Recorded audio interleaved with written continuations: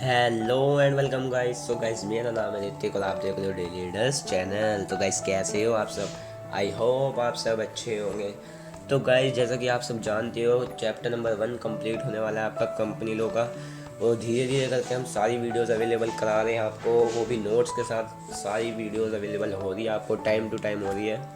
तो आज की इसलिए इसी को लेके आज हम नया टॉपिक लेके आए हैं आपका, जो पहले कंटिन्यू पार्ट होगा। वैसे तो ये थोड़ा बहुत फॉर्मेशन का पार्ट होगा इसमें।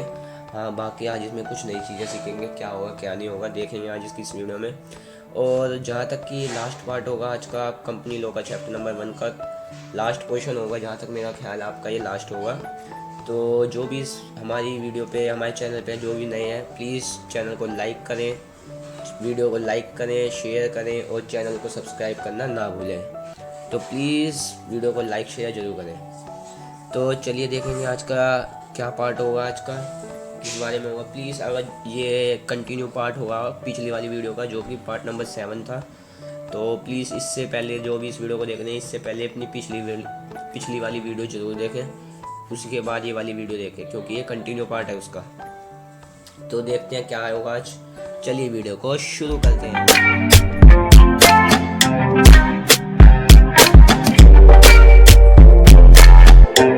कॉर्पोरेशन ऑफ अ कंपनी यानी कि कॉर्पोरेशन इन कॉर्पोरेशन यानी कि कंपनी का बर्थ होना, कंपनी प्रमोट होना। कंपनी प्रमोट होना हमने पिछली क्लास में सीखा था। देखिए एक बार हल्की से इसको रिवाइज करवा देता हूँ मैं, क्या है क्या नहीं है ये। भाई प्रमोटर एक बंदा था जिसका जो था प्रमोटर। वैसे आपको ये डिटेल पिछली वीडियो में आपको फुल डिटेल इसकी मिल चुकी है, मैं थोड़ा जल्दी जल्दी ये बता देता हूँ आपको रिवीजन के लिए। भाई एक बंदा था जो कि प्रमोटर था, उसको आइडिया आता है किसका बिजनेस करने का, वो एग्जीक्यूशन करता है यानी कि एक फॉर्म बनाता है, फॉर्म ऑफ ऑर्गेनाइजेशन बनाता है। वो किस चीज़ की, कंपनी को ये फॉर्म करता है, ठीक है। कंपनी को फॉर्म करने के बाद भाई आपको पता है कंपनी फॉर्म तो ऐसे हो नहीं सकती। भाई वो पता है वो आर्टिफिशियल पर्सन होती है, लीगल पर्सन होती है जिसकी क्रिएशन होती है बाय लॉ के द्वारा। इसमें कंपनी क्रिएशन हुई भाई उसके लिए, लेकिन प्राइवेट कंपनी करेगा तो वो 2 मेंबर्स चाहिए, पब्लिक करेगा तो 7 मेंबर चाहिए। और वो सारे काम करता है, क्या क्या वो कंपनीज एक्ट के अकॉर्डिंग डॉक्यूमेंट भी अरेंज करता है, रजिस्ट्रेशन के लिए फॉर्म फिलअप करता है, उसकी जो भी फ़ी वगैरह होती है वो फ़ी वगैरह भी पे करता है। और वो उसकी एग्जीक्यूशन के लिए प्रोफेशनल को भी लेके आ जाता है, CS और एडवोकेट को भी, इनकी भी व्यवस्था वो कर लेता है। भाई जो भी कैपिटल वगैरह लगती है इसकी, यानी कि जितना भी इसका आना जाने का खर्चा हुआ, इतनी भाग दौड़ हुई इसकी, सारा खर्चा वगैरह ये कैपिटल अपनी रेस कर लेता है। इक्विटी शेयर से कर लेता है, तो प्रीफरेंस शेयर या फिर डिवेंचर या फिर पब्लिक डिपॉजिट से अपनी सारी कैपिटल ये रेस कर लेता है। इसके बाद क्या करा था हमने, भाई प्रोमोटर होता है ना, जो ये प्रोमोटर जब ये कंपनी को क्रिएट करता है तो ये कंपनी तो क्रिएट कर लेता है, लेकिन फिर यहाँ पे इसका बोर्ड ऑफ डायरेक्टर का फॉर्मेशन हो जाता है, यानी कि इसको चलाने वाले आ जाते हैं डायरेक्टर। भाई डायरेक्टर आ गए तो यहाँ पे डायरेक्टर के आने पे प्रोमोटर का काम ख़त्म, प्रोमोटर का काम फिनिश हो गया यहाँ पे, क्योंकि डायरेक्टर का फॉर्मेशन हो गया। तो भाई अब ये बात हुई थी कि भाई फ़ायदा क्या हुआ प्रमोटर को ये सब वर्क करने का। भाई इसको ये फ़ायदा हुआ, आखिर में जाके ये बोर्ड ऑफ डायरेक्टर ना ये प्रोमोटर्स बन जाते हैं। जो प्रोमोटर होते हैं ना बाद में जाके यही डायरेक्टर बन जाते हैं यहाँ पे कंपनी के। और कंपनी इनको फ्री में शेयर भी इशू करवा देती है, इसलिए इसको फ़ायदा हो जाता है। तो भाई हमने फिर पढ़ा था भाई ये प्रीलिमिनरी कॉन्ट्रैक्ट्स कौन से होते हैं। ये वो कॉन्ट्रैक्ट्स होते हैं जो भी कंपनी के फॉर्मेशन से पहले होते हैं, या फिर प्रीलिमिनरी वर्क भी होते हैं ना, ये प्रीलिमिनरी वर्क भी वही होते हैं जो फॉर्मेशन से पहले होते हैं, ठीक है। भाई हमने बताया था भाई प्रमोटर ना ही एजेंट होता है ना ही ट्रस्टी होता है और कंपनी तो आर्टिफिशियल होती है। अब इसने क्या करा भाई, मेंबर्स भी इकट्ठे कर लिए इसने तो कंपनी चलाने के लिए। जो मेंबर्स करे थे उन्होंने इन्वेस्टमेंट कंपनी में करी, ठीक है, करी कोई बात नहीं, कंपनी में करी। अब बाद में पता लगा कि भाई जो ये प्रमोटर है ना ये कहता है भाई मैंने 5 लाख रुपए इसमें लगाए हैं, मतलब कि 5 लाख रुपए का खर्चा आया है मेरा, तो इन सब चीज़ों कंपनी की एग्जीक्यूशन वगैरह सब चीज़ों के वर्क में मेरा 5 लाख रुपए खर्चा आया। लेकिन असल में ये झूठ बोल रहा था, कह रहा था कि भाई 2 लाख तो भाई ये, यानी कि ये कहता था असली में तो इसका 3 लाख का खर्चा आया, यानी कि 2 लाख ने इसका फेक बिल आया, फेक बिल, यानी कि सीक्रेट प्रॉफिट कमाना चाहता है 2 लाख का। भाई सब जानते हैं भाई बोर्ड ऑफ डायरेक्टर का एग्जीक्यूशन ऑफ बिजनेस कौन, इसकी रिस्पॉन्सिबिलिटी भी बोर्ड ऑफ डायरेक्टर की हो जाती है, ठीक है भाई हो जाती है। एक मेंबर को पता लग जाता है इसकी ये कहानी की भाई ये तो 2 लाख का फेक बिल कमाना चाहता है तो ये इस पर केस भी कर सकता है कंपनी के द्वारा। ये बोर्ड ऑफ डायरेक्टर को बताएगा, भाई ये कंपनी जो भी है इस पर केस दायर कर सकती है। इतना हमने पिछली क्लास में किया था, और आगे क्या किया था पिछली क्लास में देख लेते हैं। भाई जो भी है ये प्रमोटर था, आगे ये सेल करता है ऑफिस, क्योंकि अगर कंपनी को ऑफिस की ज़रूरत पड़ी यानी कि जगह की ज़रूरत पड़ी कुछ भी अपना बिजनेस चलाने के लिए, तो ये कहता है कि मेरे पास एक ऑफिस पड़ा हुआ है तो मैं ही कंपनी को भेज देता हूँ। ठीक है, कंपनी को भेज दिया इसने। कंपनी या तो उसे अफर्म कर लेगी, या तो ले लेगी उसे, या फिर नहीं कर लेगी। नहीं लिया तो उस कॉन्ट्रैक्ट को क्या कहेंगे हम, रिसाइन। ठीक है, अगर जो उसने नहीं लिया फिर क्या होगा, भाई वो रिकवरी करेगी और सीक्रेट प्रॉफिट को, वो ना इस प्रमोटर से अपना सारा सीक्रेट प्रॉफिट यानी कि जो 2 लाख का इसने फालतू प्रॉफिट लिया है ना, उसे रिकवर करने की कोशिश करेगी, इससे लेगी वो सारा। क्योंकि कंपनी का कोई प्रमोटर ऐसे ही थोड़ी ना, जब तो ये ट्रस्टी भी नहीं है, इस पर ट्रस्ट नहीं किया जा सकता क्योंकि ये सीक्रेट प्रॉफिट कमा लेता है। भाई जो भी इस चैनल पे नहीं है प्लीज़ चैनल को लाइक शेयर जरूर करें और सब्सक्राइब करें। तो भाई क्या हुआ, भाई इसने रिकवरी कर लिया प्रॉफिट, क्योंकि ये पूरा हक बनता है। अब इसकी भी तो कुछ जिम्मेदारी होती होंगी भाई प्रमोटर की। प्रमोटर भी ऐसे ही थोड़ी ना बन गया भाई बाद में, वो सारे वक्त तो वैसे यही करता है शुरुआत से लेके इसे, लेकिन चलाता कौन है, CS या फिर बोर्ड ऑफ डायरेक्टर वगैरह। भाई क्या बोर्ड ऑफ डायरेक्टर्स या फिर ये प्रमोटर्स इसके मेंबर्स हो सकते हैं, या फिर CS हो सकते हैं। भाई प्रमोटर्स सिर्फ वही होते हैं जो कंपनी के फॉर्मेशन में वर्क करे, जो कंपनी के फॉर्मेशन में वर्क करे यानी कि प्लान क्रिएट करे कि आखिरकार इसका फॉर्मेशन करना कैसे है कंपनी का, जो भी प्लान बताए ना वो ही एक प्रमोटर है। आया समझिए, जो आया है। तो चलिए आगे चलते हैं इस वीडियो में। रिकवरी ऑफ सीक्रेट प्रॉफिट कर लिया उसने। Sue promotion for compensation for breach of trust, इसने हमारे ट्रस्ट को इसने तोड़ा, तो इसको कंपनसेशन को हम क्लेम करेंगे कि हमें कंपनसेशन मिल जाए इससे, प्रोमोटर से। कंपनी चाहेगी ना ये। आगे देखते हैं क्या होगा इस वीडियो में, देखते हैं भाई आगे। भाई इन्होंने प्रमोटर्स ने सारा वर्क अगर जो प्रॉपरली किया है ना, तो भाई उसे तो कुछ फ़ायदा तो होना चाहिए, यानी क्या, उसे रेमुनरेशन तो मिलनी चाहिए। रेमुनरेशन तो उसको मिलती है भाई, जो भी वो काम करेगा रेमुनरेशन उसे मिलेगी। रेमुनरेशन मिलेगी। देखते हैं रेमुनरेशन पे एक ये काफ़ी इंपॉर्टेंट क्वेश्चन आ सकता है आपका, जो मैंने आपको प्रॉपर डिटेल में दिया है। देखते हैं क्वेश्चन नंबर 4 है वैसे तो ये। मैं आपको प्लीज़ डिस्क्रिप्शन से आप इसके डाउनलोड कीजिए PDF नोट्स, आपको ये प्रॉपरली मिलेंगे इसके, और बाकी सारी वीडियो भी देखिए उसमें भी सारे नोट्स आपको अवेलेबल है। देखिए क्या है ये रेमुनरेशन क्वेश्चन है। Right a short note on remuneration of promoter, यानी कि प्रमोटर को जो भी रेमुनरेशन मिल रही है उसके ऊपर लिखने के लिए कह रहा है। रेमुनरेशन ऑफ प्रमोटर्स क्या है, देखते हैं क्वेश्चन पढ़ के आंसर देखते हैं इसका। The promoters get remuneration from the company for the service rendered by them for the company which was not in existence at the time. मतलब क्या कह रहा है, ये कह रहा है कि प्रमोटर्स रेमुनरेशन गेट तो करेगा, लेकिन कब करेगा, जब कंपनी एग्जिस्टेंस में आ जाएगी। जब रेमुनरेशन उसको कब दी जाएगी, जब कंपनी एग्जिस्टेंस में आ जाएगी। अगर जो उसकी एग्जिस्टेंस ही नहीं है, अगर जो उसकी एग्जिस्टेंस नहीं है ना, तो उसको कोई रेमुनरेशन नहीं दी जाएगी। उसको कोई रेमुनरेशन जब तक नहीं दी जाएगी जब तक कंपनी की कोई एग्जिस्टेंस नहीं है, यानी कि जब तक कोई फॉर्मेशन तो हो चुकी है लेकिन चल नहीं रही है ना कंपनी। कंपनी के पास पैसा कहाँ से आएगा भाई, कंपनी के पास जब पैसा आएगा जब वो शेयर इशू करेगी। जब वो शेयर इशू करेगी ना, जब तो उसके पास पैसा आएगा। तो सारे मेंबर्स वगैरह इन्वेस्टमेंट भी करते हैं। आगे देखते हैं क्या है भाई। The promoters have to enter into a agreement with the company after it comes into existence unless there is such an agreement to promoters cannot recover a claim any such remuneration from the company. Not only this, in the absence of such an agreement, the promoter cannot even recover or claim payment of expenses incurred by them for the company before its coming into existence. देखिए क्या कह रहा है ये सिर्फ ये कह रहा है जब वो एग्जिस्टेंस में आ जाएगी उसको रेमुनरेशन दी जाएगी। ठीक है, इतनी बात समझ में आई। लेकिन अगर जो वो एग्जिस्टेंस में नहीं है, यानी कि वो फॉर्मेशन तो हो चुकी है लेकिन अभी चल नहीं रही है ना कंपनी, तो उसको रेमुनरेशन नहीं दी जाएगी।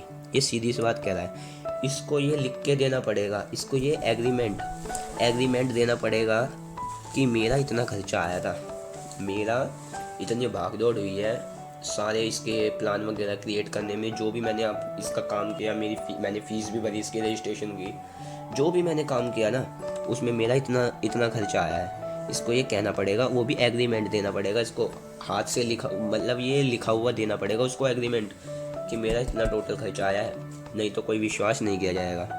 पेमेंट जो भी खर्चा है इसको एग्रीमेंट देगा, जब इसके ऊपर पेमेंट के ऊपर क्लेम वगैरह होंगे और इसको लेमिनेशन मिल जाएगी। देखिए ये एग्जांपल भी है इसका, एग्जांपल आप खुद इसको रीड वगैरह कर सकते हो, देख लेना। देखते हैं आगे भी देखते हैं भाई, ये काफ़ी डिटेल में दे रखा है मैंने। अगर जो आपका ये काफ़ी नंबर्स का क्वेश्चन आया तो आप ये भी पढ़ के इसको लिख सकते हो कि भाई प्रोमोटर का राइट बनता है अपनी रेम्युनेशन लेने का, अगर जो उसने प्रॉपर वर्क किया है तो, यानी कि प्रोमोटर के कुछ राइट भी बनते हैं, कुछ ड्यूटीज़ भी बनते हैं। भाई उसने आर्टिकल ऑफ एसोसिएशन में भी अप्लाई वगैरह, ये जो भी व्यवस्था करवाई इसने, सारी व्यवस्था तो प्रमोटर ही करता है ना, क्योंकि प्लान तो इसका ही था कंपनी बनाने का। अब बात की बात है कि भाई कंपनी कैसी बनाए, प्राइवेट बनाए, पब्लिक बनाए, 1% बनाए, ये तो बात की बात है। ठीक है, तो ये आप रीड कर लेना क्या है क्या नहीं। आगे देखते हैं इसके प्रोमोटर्स के बारे में और जानते हैं क्या है क्या नहीं है। भाई इसके फंक्शंस देख लेते हैं, क्या फंक्शंस ऑफ प्रोमोटर देखते हैं क्या है। ये इम्पोर्टेंट हो सकता है आपका ये टॉपिक। फंक्शंस अधिकतर आ जाते हैं एग्जाम्स में, प्रोमोटर्स के फंक्शंस बताओ। हालांकि प्रोमोटर की कोई डिफाइन वगैरह कंपनीज एक्ट के अकॉर्डिंग कोई दी नहीं हुई है, नहीं दी हुई ना पहले, तो प्रोमोटर्स के फंक्शन देख लेते हैं क्या है। A promoter plays a very important role in the formation of a company. एक प्रोमोटर बहुत ही इंपॉर्टेंट रोल, काफ़ी इंपॉर्टेंट रोल निभाता है फॉर्मेशन के वक्त, कंपनी के फॉर्मेशन के वक्त काफ़ी इंपॉर्टेंट रोल ये निभाता है। क्या निभाता है?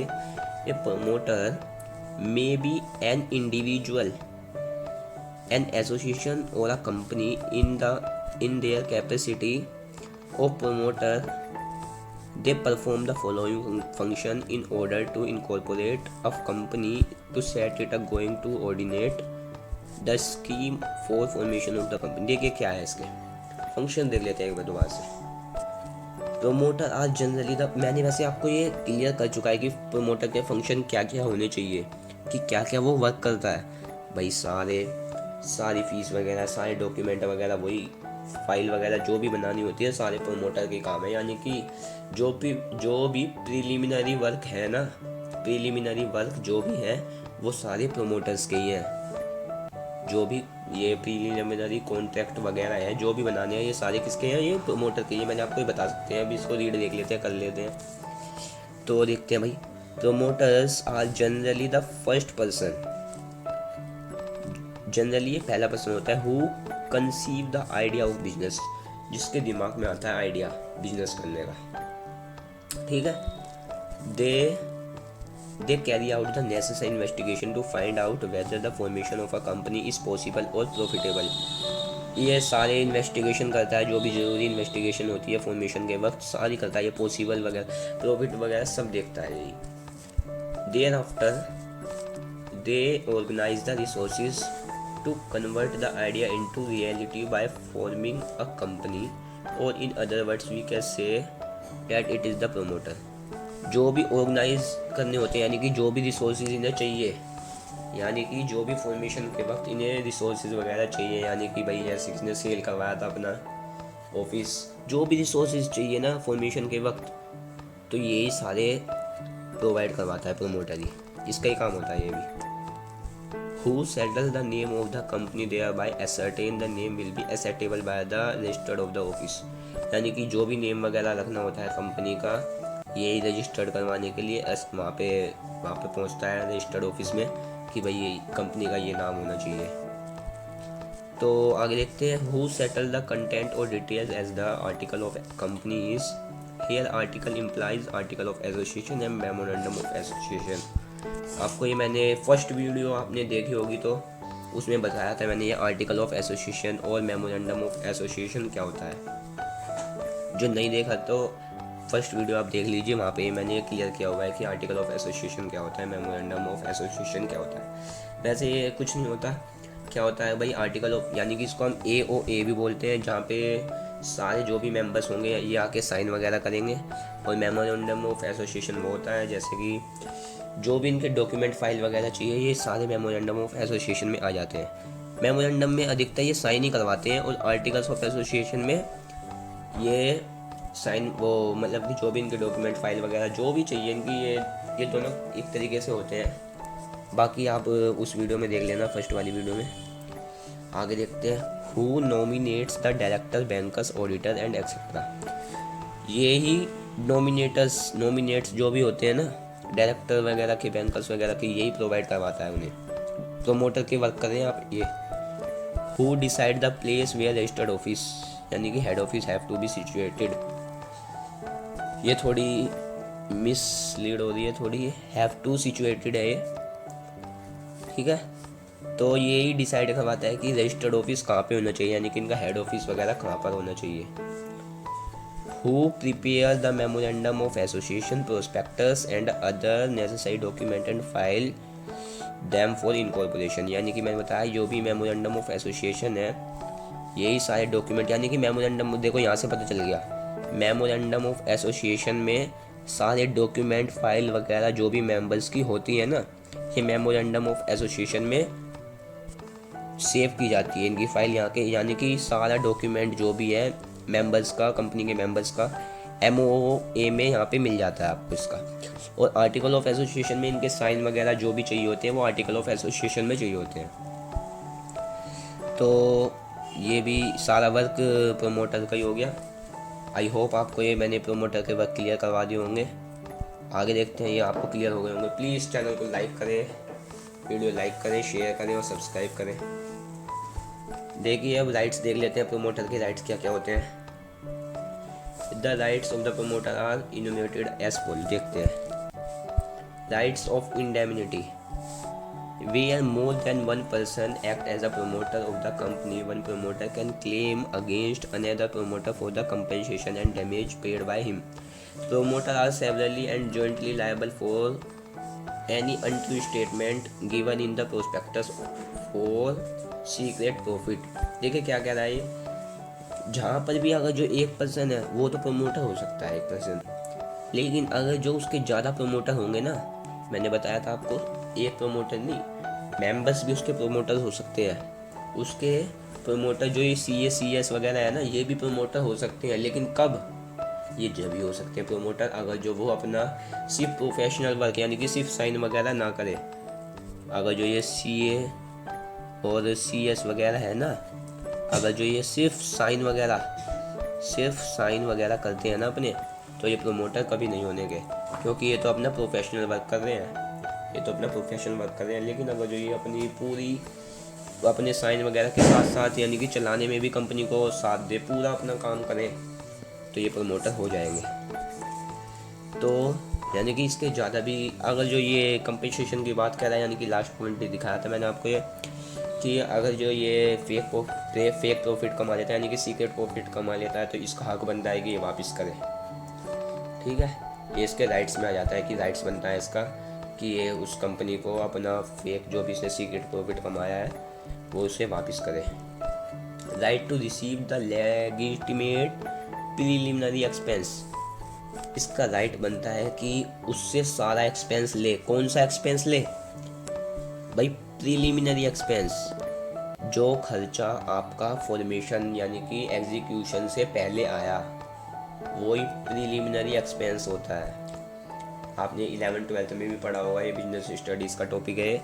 प्रीलिमिनरी एक्सपेंस वो होता है जो फॉर्मेशन या फिर एग्जीक्यूशन ऑफ कंपनी से पहले ही आ गया ना सारा खर्चा, ये वो है। इसका राइट बनता है कि ये रिसीव करे कंपनी से कि मेरा इतना खर्चा आया भाई, मेरे को सारा खर्चा चाहिए।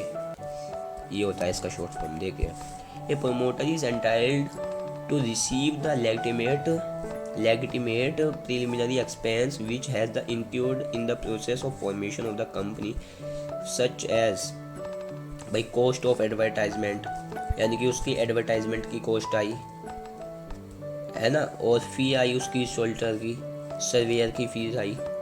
और the right to receive the preliminary expense not a contractual right, ये उसका राइट कॉन्टेक्चुअल राइट नहीं है इसका ये। आई होप आपको ये क्लियर हुआ होगा। देखते हैं आगे। It depends upon the declaration of the directors of the company the claim for expenses should supported by voucher. भाई सीधी सी बात है, उसे अपना सारा खर्चा चाहिए, जो भी उसका फॉर्मेशन वगैरह से कंपनी से पहले सारा खर्चा आया, सीधी बात है इसको वो वापस लेना है, इसका ही राइट बनता है। आगे देखते हैं भाई। Right to receive the remuneration, यानी कि रेम्युनरेशन को उसको रिसीव करने का इसका ये भी राइट बनता है। ये रेम्युनरेशन के बारे में तो मैंने सारा आपको ऊपर बता दिया है कि इसे तो डिटेल में करने की ज़रूरत नहीं है, क्योंकि मैंने आपका इसका स्पेशल क्वेश्चन करवा दिया है, ये भी देख लेते हो आप।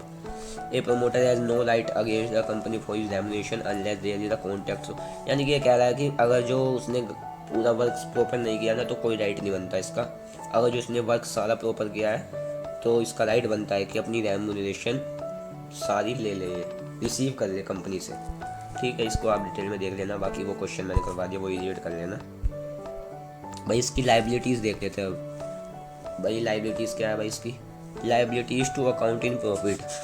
क्या? Liabilities to account in profit. ये भी अधिकतर आपके एग्ज़ाम के पॉइंट ऑफ व्यू से काफ़ी इम्पोर्टेंट है, ये भी पूछ लेते हैं वैसे। देखते हैं क्या है। Liability to account in profit.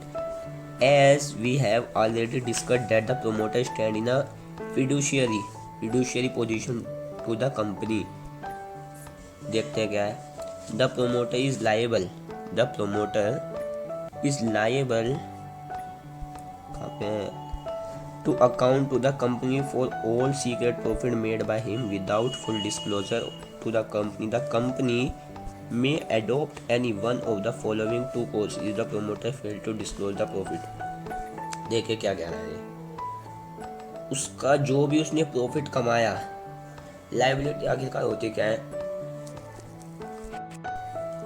भाई? देखिए लाइबिलिटी यानी कि जो उसको वापस देना है, यानी कि जो उसको वापस कंपनी को देना है, यही लाइबिलिटी है। यानी कि जा रहा है मेरे पास से, प्रोमोटर के पास से जा रहा है। देखते क्या है भाई। As we have already discuss, यानी कि जो भी मैंने ये कहा है कि जो उसने प्रॉफिट लिया है ना, जो उसने वो प्रॉफिट लिया है, यानी कि कौन सा प्रॉफिट लिया उसने? सीक्रेट प्रॉफिट, वो उसका जाएगा। ये उसकी लायबिलिटी है कि उसको वापस देना पड़ेगा। नहीं देगी तो कंपनी खुद ही ले लेगी उससे वो। The company can shoe the promoter for an amount of profit recover the same with interest. वो इंटरेस्ट भी लगा सकते हो उस पर। The company can resign the contract and can recover the money paid. यही बात कह रहा है कि वो मना भी कर सकती है कॉन्ट्रैक्ट को, can recover the money paid, money को रिकवर करने के लिए उसके लिए कुछ भी कर सकती है वो। कंपनी की जिम्मेदारी बनती है कि भाई वो अपनी कैसे लेना फिर भी है उसे सीक्रेट प्रॉफिट अपना। Liability for miss statement in the prospectus. कोई भी मिस स्टेटमेंट उसने दी है प्रोस्पेक्टस में, तो उसको भी उसकी लायबिलिटी होती है कि वो सही करके दे, क्या गलत करा है उसने क्या नहीं। Section 62 subsection 1 holds the promoter liable to pay compensation to every person who subscribes for any share or debenture on the face of the prospectus for any loss or damage sustained by reason of any untrue statement included in it। यानी कि कुछ नहीं कह रहा है ये miss statement वगैरह, कह रहा है कि जो भी गलत वगैरह दी है उसको वो सही करके देने के लिए बनता है। आगे देखते हैं। द प्रमोटर में आल्सो कुछ नहीं है भाई। पर्सनल लाइबिलिटी क्या है भाई? The promoter is personally liable for all contract made by him on behalf of the company until the contract have been discharge और the company takes over the liability of the promoter. जो भी उसकी personally liable है ना, जो उसको लगता है कि ये भी मेरा नहीं है, ये भी उसका लायबिलिटी बनती है कि जो भी कंपनी को लगता है कि ये उसका नहीं है, या फिर किसी भी पर्सन को लगता है, क्योंकि वो केस कोई भी मेंबर उस पर केस दायर कर सकता है। अगर जो किसी पर्सन को लगे, किसी भी मेंबर को, उसकी कंपनी के मेंबर को लगे कि ये प्रमोटर का नहीं है, तो उस पर केस भी दायर कर सकता है। इसलिए कंपनी का सीधा सा राइट बनता है कि अपनी सारी जो भी उसकी फेक वगैरह हैं उसने ली है जो वो वापस ले। अब ये क्या कह रहा है, अगर जो डेथ हो जाए ना प्रमोटर की, तो सारी लाइबिलिटी वगैरह जो भी देने का हक है वो कंपनी का बन जाता है। ठीक है, does not relieve him from liability eight the time of winding up of the company. भाई अगर जो वाइंडिंग अप हो जाए कंपनी की, कंपनी बंद हो जाए, अब in the course of winding up of the company on an application made by official liquidator the court में है make promoter liable for miss और ब्रीच ऑफ ट्रस्ट। उसे पता है कि भाई उसने ट्रस्ट तो थोड़ा है, ब्रीच ऑफ ट्रस्ट किया है उसने प्रोमोटर ने, तो ऑफिशियली वो लिक्विडेटर है, उससे फिर भी वो अपना सीक्रेट प्रॉफिट लेने के लिए पूरी आगे जाएगा। अब देख लेते हैं इसकी ड्यूटीज़, देख लेते हैं एक बार प्रोमोटर की। The duties of promoter are as follow, to disclose the secret profit. यही अधिकतर, यही जो सीक्रेट प्रॉफिट है ना, अधिकतर इस बारे में बात आएगी आपके लिए कि डिस्क्लोज करना चाहिए प्रॉफिट। ड्यूटीज़ क्या बनती है प्रोमोटर की? Disclose the profit. सबसे पहले the promoter should not make any secret profit. अगर जो वो नहीं कमाता ना secret profit, it he has made any secret profit, it is a duty to disclose all the money secretly obtained by way of profit, is empowered to deduct the reasonable expense incurred by him। क्या कह रहा भाई, उसे disclose करना चाहिए था भाई profit. Duty उसकी ये है कि उसे कमाना नहीं चाहिए था प्रॉफिट। कौन सा प्रॉफिट? सीक्रेट प्रॉफिट उसे नहीं लेना चाहिए था, सीधी सी बात, ये उसकी ड्यूटीज थी। To disclose all the material facts, जो भी फालतू फंड के मटेरियल उसने लिए वहाँ से, वो भी उसके नहीं लेने चाहिए थे, वो भी डिस्क्लोज करने चाहिए उसको सारे। आया समझ भाई? ऑल मटेरियल को डिस्क्लोज करना होगा। The promoter should disclose all the material fact if a promoter contract to sell the company a property without making a full disclosure any the property was acquired by him at the time when the stood in fiduciary position towards the company may either liquidate the sale or affirm the contract and recover the profit made out by the promoter। क्या कह रहा है यही मैंने बता दिया आपको। जो भी मटेरियल वगैरह है इसको भी डिस्क्लोज करने की उसकी ड्यूटीज़ बनती हैं। The promoter must make good to the company was what he has obtained as a trustee. अगर जो उसको ट्रस्टी कहा जाए तो प्रोमोटर का गुड काम के लिए होना चाहिए था, उसको ट्रस्टी जब भी कहा जाएगा अगर जो उस पर विश्वास जब भी किया जाएगा, अगर जो उसने सीक्रेट प्रॉफिट नहीं कमाया हो, अदरवाइज वो तो ट्रस्टी नहीं होने वाला। A promoter stand in fiduciary position towards the company, it is a duty of the promoter to make a good to the company what he has obtained a trustee and not what is made in any time. भाई सीधी सी बात है, क्या है भाई कि भाई promoter को जब भी ट्रस्टी कह सकते थे अगर जो वो सीक्रेट प्रॉफिट नहीं कमाता। हालांकि हर कोई सीक्रेट प्रॉफिट कमाना चाहता है आजकल, तो जो आजकल के दिन ऐसे ही है कि हर कोई सीक्रेट प्रॉफिट चाहेगा। अब अगर जो वो नहीं कमाता है तो इसको हम ट्रस्टी कह सकते थे कि भाई ट्रस्ट किया है हमने इस पर, लेकिन अब इस पर ट्रस्ट नहीं किया है क्योंकि उसने सीक्रेट प्रॉफिट कमाया है। आगे देखते हैं। आई होप आपको ये क्लियर होगा। प्लीज़ चैनल को सब्सक्राइब करें, लाइक करें, वीडियो शेयर करें, क्योंकि आपके लिए हम काफ़ी मेहनत कर रहे हैं और आपको नोट्स भी प्रोवाइड करा रहे हैं टाइम टू टाइम। देखिए, duty to disclose private arrangement, जो भी इसने प्राइवेट अरेंजमेंट किया ना, ये भी इसकी ड्यूटी बनती है कि इसको भी डिस्क्लोज किया जाए। It is a duty to promoter to disclose all the private arrangement resulting him by profit by the promotion of the company. Promotion के द्वारा जो भी कंपनी में प्राइवेट अरेंजमेंट हुई है उसको डिस्क्लोज करने की भी इसकी ड्यूटी बनती है। Duty of promoter against the future a lots. आप वैसे 4 पॉइंट भी लिख सकते हो एग्जाम के पॉइंट ऑफ व्यू से कि वो किसने मार्क्स का है। चलो देख लेते हैं। ये भी duty of promoter against the future a lots. When it is a said the promoter stand in a fiduciary position towards the company, then it does not mean that they stand in such relation only to the company or the signatory of memorandum of company, and they will stand in the relation to the company future also। भाई सारी इसकी ये आप 4 लिख सकते हो। वैसे तो जो भी फ्यूचर में मतलब कि उसने लिया है, फ्यूचर के लिए लिया है ना, जो भी अलॉट्स किया है, तो उसकी ये भी ड्यूटी बनती है कि वो उसको वापस दे। आगे देखते हैं क्या है। ये भी काफ़ी इंपॉर्टेंट टॉपिक आएगा आपका, ऑनलाइन रजिस्ट्रेशन। क्वेश्चन ये काफ़ी इंपॉर्टेंट है ये एग्ज़ाम के पॉइंट ऑफ व्यू से। भाई ऑनलाइन रजिस्ट्रेशन ऑफ कंपनी, इसके स्टेप पूछ लेता है आपके लिए एग्ज़ाम में, काफ़ी आ जाता है ये।